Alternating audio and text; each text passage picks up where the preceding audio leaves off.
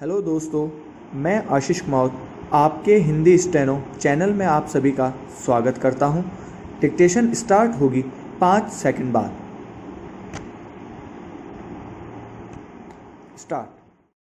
संकट से भारतीय मानस सबक लेता है, अतीत कहता है नहीं। इतिहास में एकजुट नियति से मुठभेड़ और नई इबारत लिखने के लिए चुनिंदा क्षण है। कारण है चलता है मानस।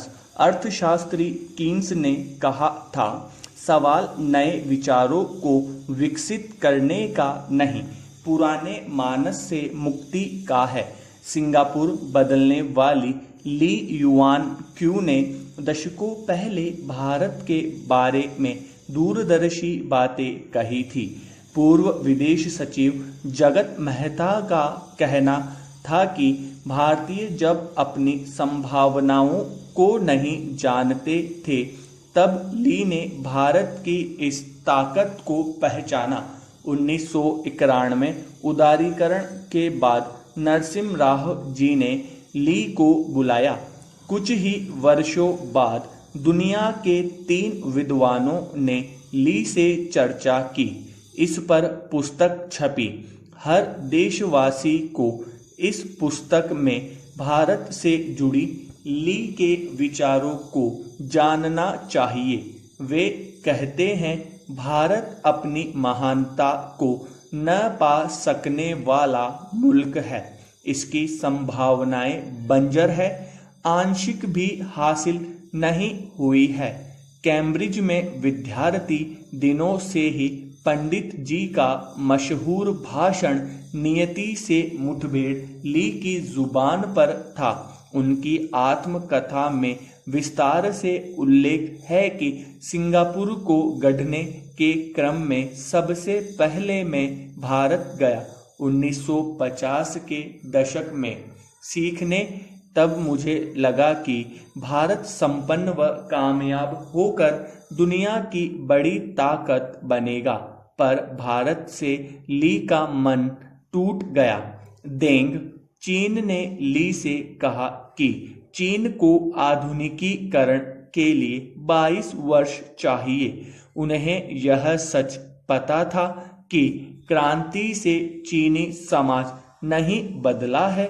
देंग उस उम्र में अपना मानस बदल चुके थे।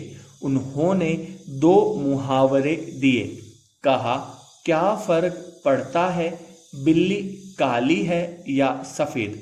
सवाल है कि वह चूहा पकड़ सकती है या नहीं, यानी साम्यवाद हो या बाजारवाद। असल सवाल है कि चीन आर्थिक ताकत है या नहीं। दूसरी बात, कहीं विकास ऐसे करो कि दुनिया को आहट न लगे। आवश्यकता अनुरूप बदलो, आगे बढ़ो, फिर अपनी शर्तों पर चलो। यह चीनी मानस बन गया। ब्रिटेन अमेरिका को दुनिया की आर्थिक ताकत बनने में जो समय लगा, उससे कम समय में चीन उन्हें चुनौती देने लगा। ली ने चीनी मानस पर टिप्पणी की है। चीनी भाषा में चीन का अर्थ है मध्य या केंद्र, यानी सत्ता का केंद्र। इतिहास में आसपास के देश उसे नजराना चुकाते हैं। चीन उसी मानस मनोवृत्ति से दुनिया पर अपना प्रभाव चाहता है। 1978 में चीन आर्थिक महाशक्ति बनने का संकल्प ले चुका था। भारत के कदम किधर थे? नीतियों के स्तर पर खुद अपने पैरों पर हम कुल्हाड़ी मारते रहे।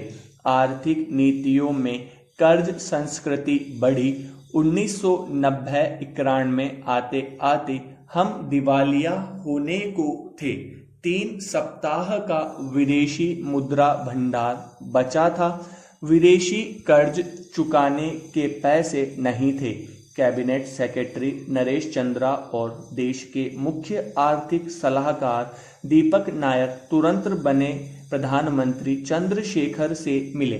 कहा कि विदेशी ऋण चुकता नहीं हुआ तो दुनिया में भारत की साख और प्रतिष्ठा खत्म हो जाएगी। प्रधानमंत्री सोना गिरवी रखने में हिचक रहे थे।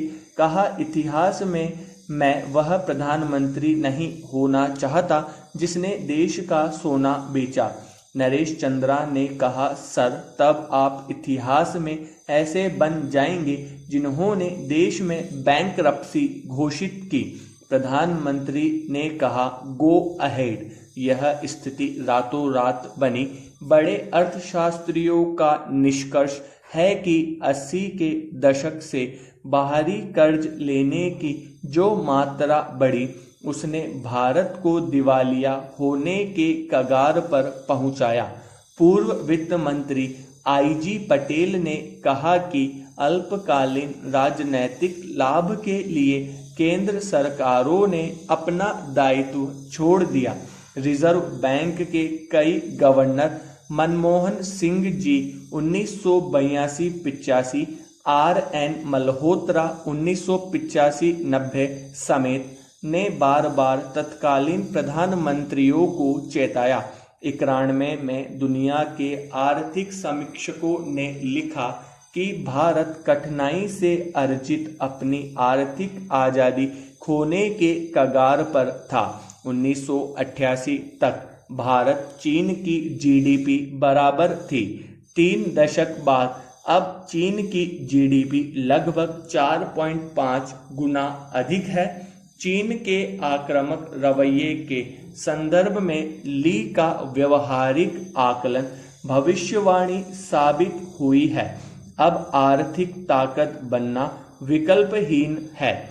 हम गांधीवादी भौतिक प्रगति सब कुछ नहीं मानते, पर भारत ने 3 मौके 1948, 1977 और 1991 खोए। तब गांधीवादी विकास मॉडल अपनाकर दुनिया के लिए नई लीक बन सकते थे, पर 1991 में हमने ग्लोबलाइजेशन का रास्ता चुना। अब इसी रास्ते आर्थिक महाशक्ति बनना ही विकल्प है। प्रधानमंत्री नरेंद्र मोदी का आत्मनिर्भर भारत का नारा आज विकल्प नहीं, देश के भविष्य से जुड़ा है। भारत की बात दुनिया ने कब सुनी? मौर्यों का ताकतवर साम्राज्य रहा। अशोक पहले प्रतापी हुए, तब बौद्ध, फिर बुद्ध धर्म ने संदेश चीन, जापान, कोरिया, तिब्बत होते मंगोलिया तक पहुंचाया। काफी पहले अमेरिका में रहे चीनी राजदूत शीह ने कहा था, भारत ने चीन में एक भी सैनिक नहीं भेजा, खून का एक कतरा भी नहीं बहाया, फिर भी चीन 1000 साल तक उसके प्रभाव में रहा।